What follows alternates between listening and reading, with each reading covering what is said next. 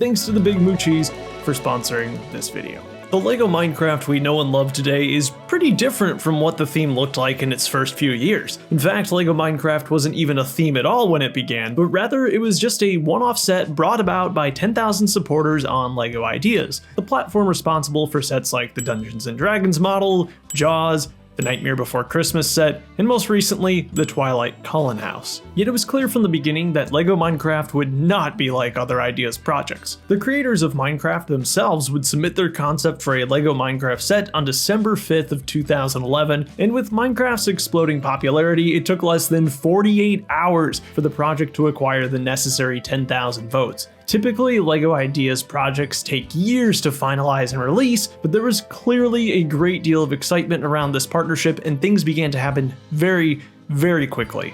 LEGO approved the project already the following month on January 23rd of 2012, and not even a month after that, the finished model was revealed to the public with an official in-stores release set for June of the same year. And that set was this one here, Minecraft Microworld: The Forest. The set would be the first of 4 Microworld environments, and thanks to Corey, who sent these over sealed to the P.O. box for me to review, we get to experience every part of these unique sets, from the awesome packaging to the tiny little worlds inside of each box. So please let Corey know how awesome he is in the comments, and now let's take a closer look. The best thing about having these sets in person is that we get a chance to take a look at the packaging, which especially for modern LEGO is incredibly unique and is probably one of my favorite things about the Microworld sets. And that's of course because these kits were packaged in perfect Minecraft cubes. And looking at the Minecraft theme now, it is kind of sad that they went away with this concept because it's just so perfect. And each of the Microworld sets too has a different block theme that matches the contents inside. And of course, fittingly for the first set, you get the iconic grass block. The box is surprisingly efficient too, managing to cram 480 pieces inside of here. Each of the Microworld sets would have cost $35 when they were released. Taking a spin around the box, you can see the model displayed in different configurations, and specifically for this first one, there's a little blurb about LEGO Kuso as well, which is what LEGO Ideas was called at the time. This was the first non-beta Kuso set ever released, and it really cannonballed the Kuso and Ideas line to success, and now it's really a mainstay of the whole LEGO brand. So when we crack this open, you'll see that it is really quite stuffed full. And I think the most fascinating part about the contents of these boxes is that there are no numbered bags. You're just left alone with those 480 pieces and you gotta sort it all out. Thankfully, a lot of repeat pieces in this set. For instance, you get 62 1x1 green tiles. That's a lot of tiles. And we're gonna see crazier numbers, don't you worry. Another fun part of these sets is the instruction booklets, showing you some of the original concept art for what a LEGO Minecraft set could look like. That was submitted by Mojang back in 2011. There's 2 instruction booklets included with each of the Microworld sets. Each booklet takes you through 2 modules. So this is a nice easy one to build with someone else if you'd like. The set also includes 2 microfigures. That's gonna be Steve and of course, a creeper. I'm guessing this was one of the first, if not the first, instance of LEGO printing on the side of plates, especially 1x1 plates. So you get 2 unique prints to make up Steve here, one for the mouth and nose and one for the eyes. And they are wonky prints, don't get me wrong, but the scale that we're printing at here is so absurdly small, I'm not too upset about it. And bear in mind too, when you bought this set new, you would have got an extra of each, so you could choose the best of the 2 to get the least wonky looking Steve. The rest of the construction is very simple. He ends up being considerably taller than 2 blocks at this scale, obviously. I think it makes his personal proportions a little more realistic compared to what you got in, say, last year's crafting table, where they look very short and round, which is cute and funny, but this seems a little more accurate to what Steve would actually be shaped like. And then we've got the equally tall 3-piece creeper, who's got a unique printed 1x1 brick for the face print. I've seen it used in minifigure scale custom paintings, which I think is an awesome use of some of these really small printed parts. Super simple build, but I think it's very, very effective for what a creeper should look like. I think the best way to look at the actual set itself is to explore it module by module. So this is the first module here. A pretty simple one. You've got the tree on the surface, and then you can see all those beautiful 1x1 tiles. And the construction of all these modules throughout the entire series is going to be pretty similar. So you got all the axle holes at the bottom, which allow you to line these up pretty much in any way you see fit. And also the top is going to come off. It gets you a little better access to the inside. And the inside of this first build is particularly interesting to me because the designer just took a lot of liberties, and some of these things are just not immediately identifiable, like trans dark blue cheese slopes.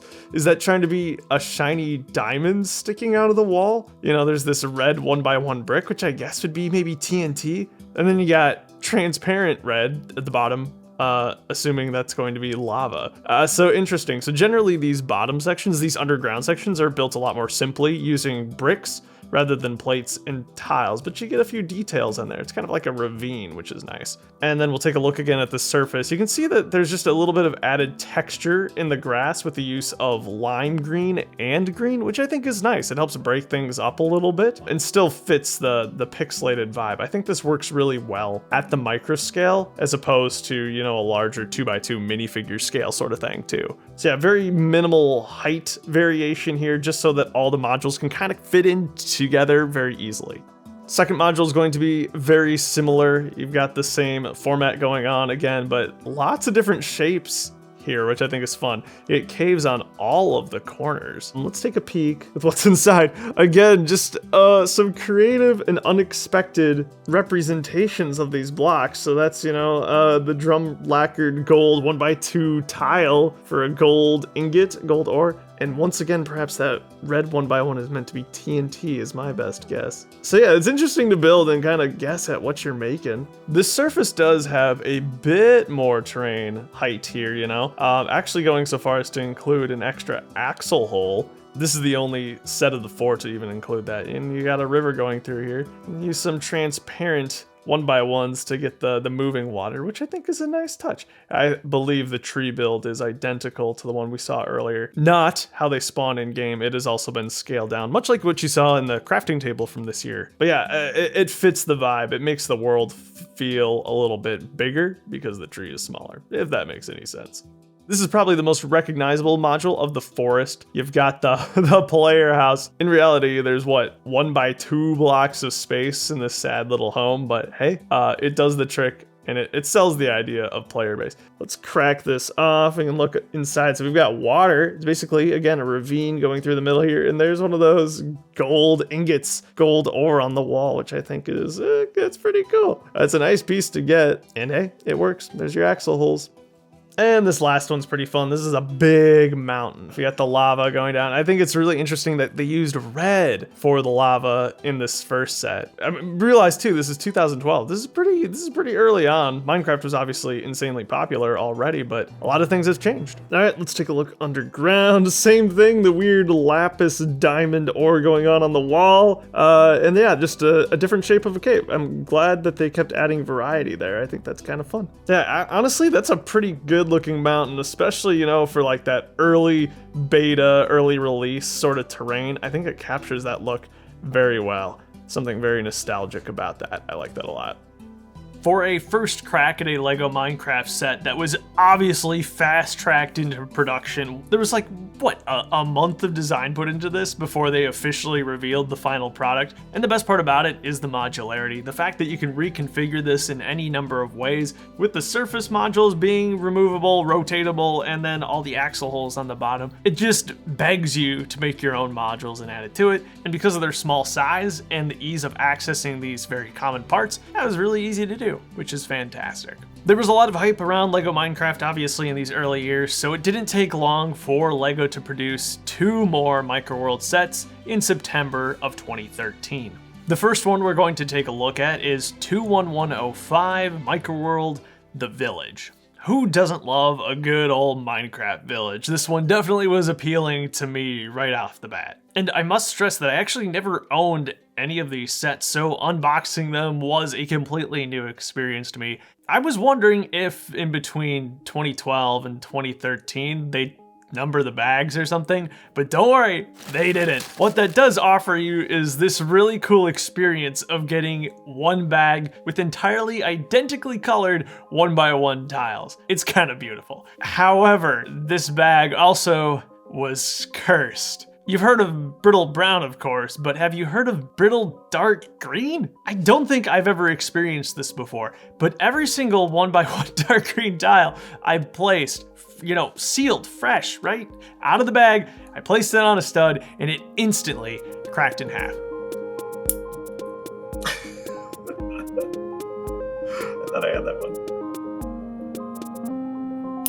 Oh my god. This happened for all of them, and I eventually gave up and had to sub some for my own collection. I've reached out to LEGO's customer service about it, and I think they're going to be willing to replace all, 67 of them, because none of them worked. So if you're looking for some more reliable blocks, perhaps I could suggest a block of cheese, like today's video sponsor, the Big Moo. Unlike brittle bricks, the Big Moo is not going to let you down. And while there might be 4 flavors of Micro World sets, the Big Moo one-ups them yet again with 6 different flavors.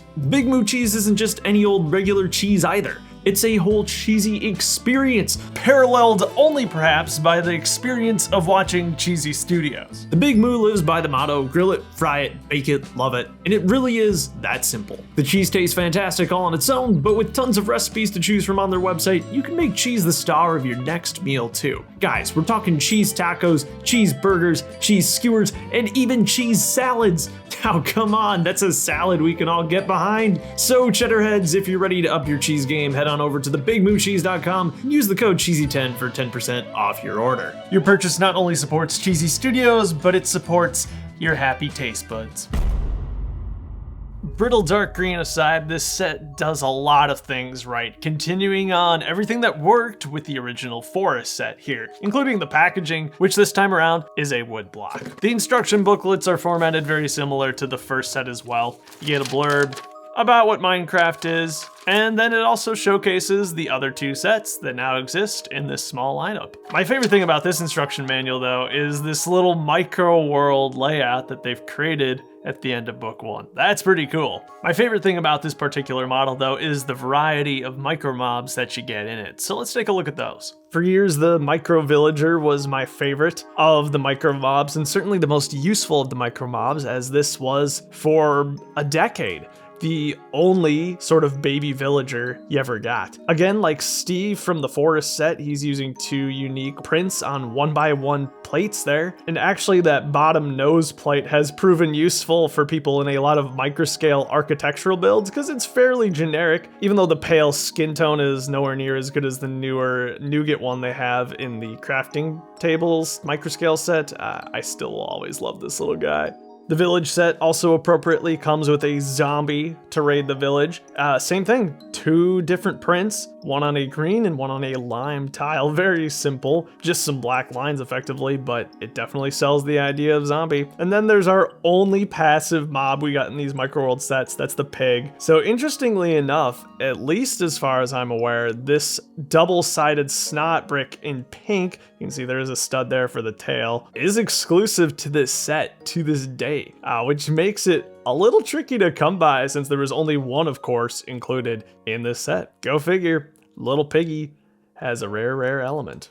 And now let's take a look at the set itself. So this first module has the smaller village house and an absolutely bonkers massive mine shaft beneath it. So you've got the usual same configuration, so you could technically combine these to the forest set, though the grass color is considerably different because this is a different biome. Hard to tell which with the dark green. I really don't know what they were going for with that, because villages don't spawn in the swamp. We are up against another snowy mountain, so maybe this was their take on, like, a snowy plains, or rather a taiga biome. Regardless, it was nice to get that different color, as long as they didn't all crack on you. There's the mine shaft. I guess much like the other modules, you can take off the roof. It's a little harder to see down in there. There's a lot of stuff going on the ceiling. Maybe this is meant to be a chest, and then the rails with just the, good old grill tiles there. I think that works pretty well. There you go. Next module is pretty fun. We've got a farm going on up above, 2 different types of crops. I think that's nice, super simple. Underneath, again, you had a mine shaft, different dimensions, funnily enough. Now you can see what is definitively a block of TNT. And this is actually the only microworld set to have a play function. You can pop out the wall, a little explosion. I think that's brilliant. How cool is that? There'll be another one of those in the next module too. So this is the large village house module. I like how this village house turned out. So here you can see how that's actually constructed. Pretty simple, but very effective. With the roof off, you can see a bit better inside. Same thing, you got the rails on the bottom with the grill tiles. And then, you know, that TNT block in the back. And so that actually blasts out this entire corner.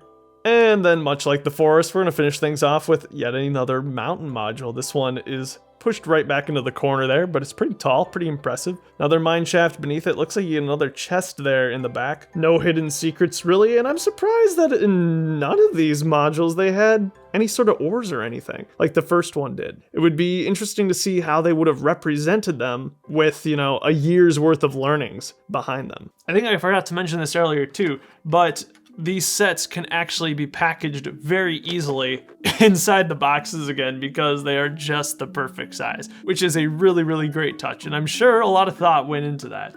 And that's probably how I'll keep them dust free when they're not on display.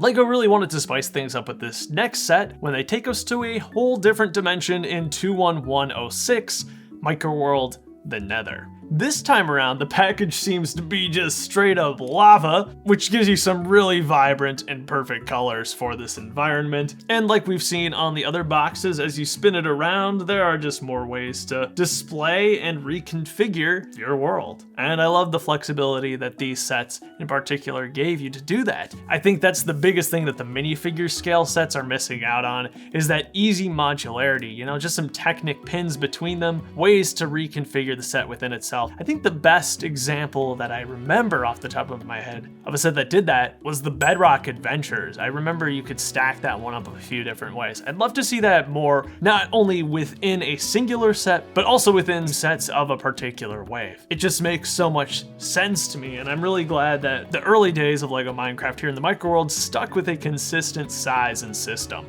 Now, if you thought dark green was bad, just imagine how bad the set that's entirely dark red is going to be. Unfortunately, like, this period of LEGO's history was just peak brittle dark brown, dark red, and of course, reddish brown. All of the 1x1 tiles cracked on me too, but thankfully, though they made some really weird noises as I placed them on, the bricks and plates seemed to hold together decently well while I put this together. But I do think our mobs here are winners, so let's take a look at those. Of course, this set was released in 2013, so you get the OG zombie pigman included here. He's using the classic knife piece, done here in pearl gold for a sword, which I think looks absolutely great. And then he's, of course, got that printed 1x1 pink brick for the head. It is interesting that the green on the head is sand green, but the green on the torso build is olive green. It's not too jarring or anything, just an interesting choice. This honestly looks pretty great, especially at this scale. Would have loved 2 or maybe more, but rather we'd end up getting 2 ghasts. And here's a look at one of those ghasts. Very interesting construction because it's actually all upside down. This is an inverted 2x2 tile on the top, and the print for the face is upside down on a regular 2x2 white brick. And you do get 2 of these in the set. I think the most frustrating thing about them is that they can't be attached to the set. It would have been nice to have had, you know, just some transparent supports for them to fly above the model, but there's no connection points because they're completely smoothed off on all sides. Beyond the mobs, you also get a portal build, which you can kind of stick anywhere you want on the model. There's a few open studs here and there to attach it, or you can just place it on the tiles too.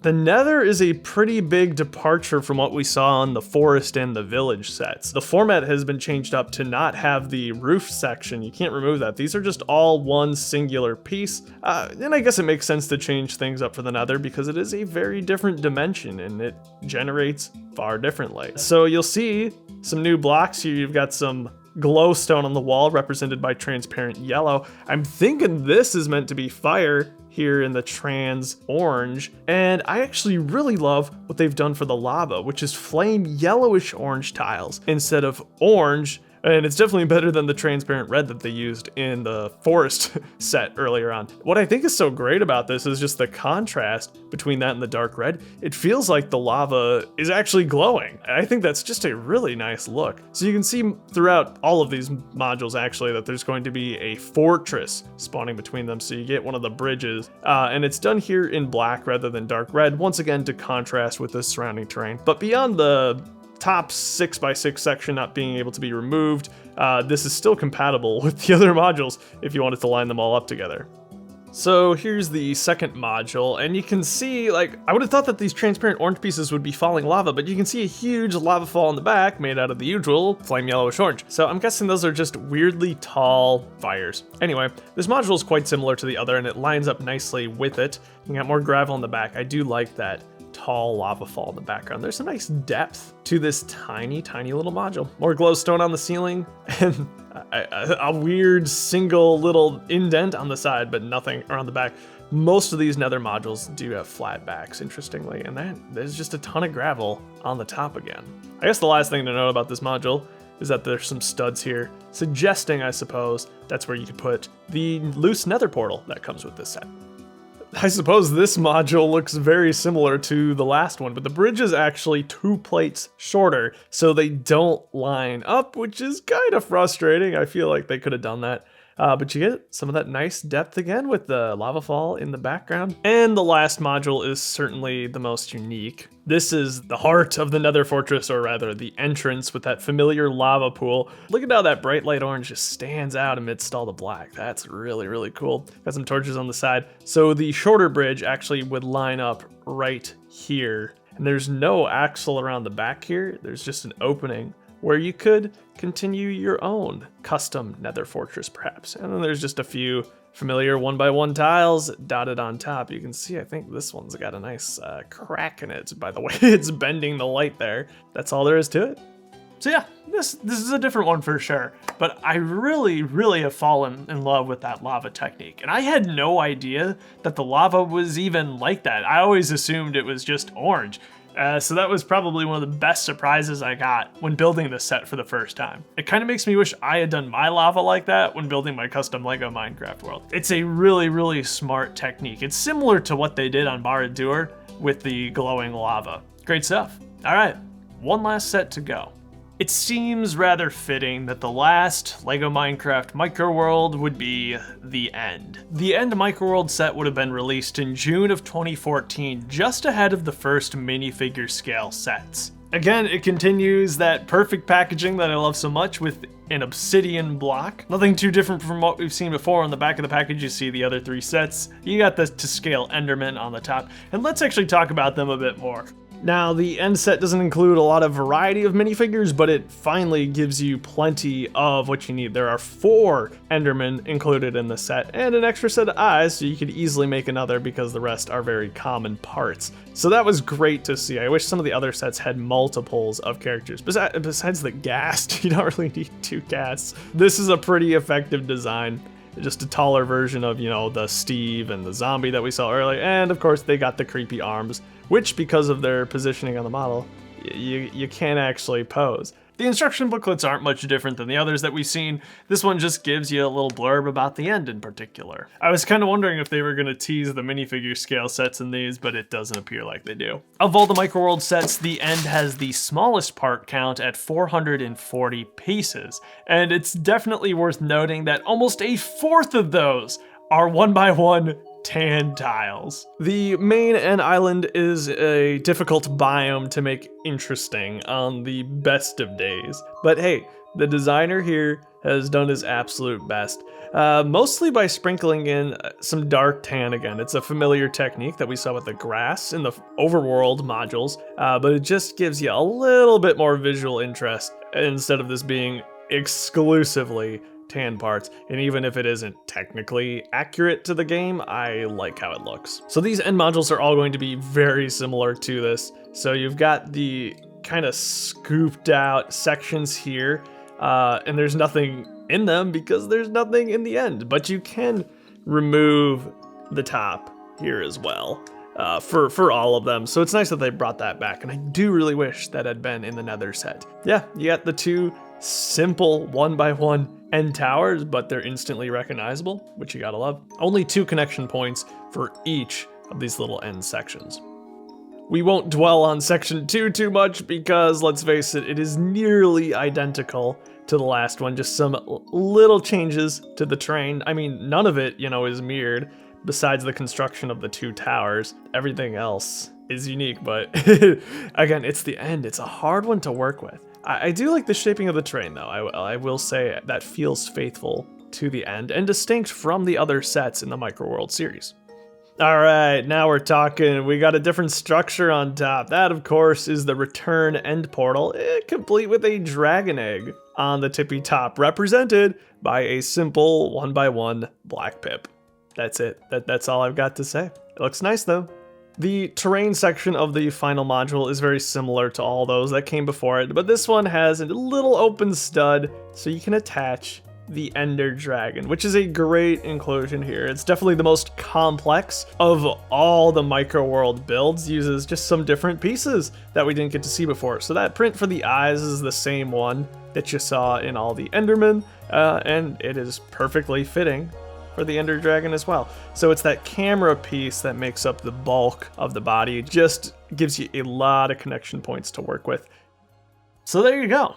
That's the LEGO Minecraft Microworld series, the thing that started it all. Of course, it was great just last year to get the callback to these sets with the microscale crafting table, but I hope this isn't the end for LEGO Minecraft microscale and micro mobs. There's a lot of potential, especially I think that crafting table unlocked. There are more small parts now than there ever was, even though 2014 wasn't all that long ago. LEGO's whole philosophy has changed a great deal in the past few years, really focusing on those detail elements, and that benefits microscale builds a great deal. Like I mentioned earlier, I never got any of these. They really had no appeal to me, and I'm so thankful that Corey sent these over because it's opened my eyes to the potential of this scale. It's so much quicker, easier, and most importantly, cheaper to build out big, detailed Minecraft worlds at this scale. And the figures are just hilarious. You gotta love those. The one thing though that is always going to stand out to me about this series is the packaging. I wish LEGO was just a bit more adventurous with their packaging. These are boxes I'm gonna keep forever. They're fantastic. I can now see why people have asked me to review these sets for so long. They're very charming, and there is a great deal of nostalgia about them. Not only because they're just old LEGO sets at this point, but also because they harken back to a very different time in Minecraft's life. These sets do a particularly nice job of capturing that older style of terrain generation, which I personally love very, very much. And I'm sure a lot of other people remember that fondly too. But yeah, that's all I've got for this time. A huge thank you to Corey, and also a huge thank you to the Big Moo Cheese for sponsoring this video. I hope y'all have yourself a great life, and I'll see you again soon.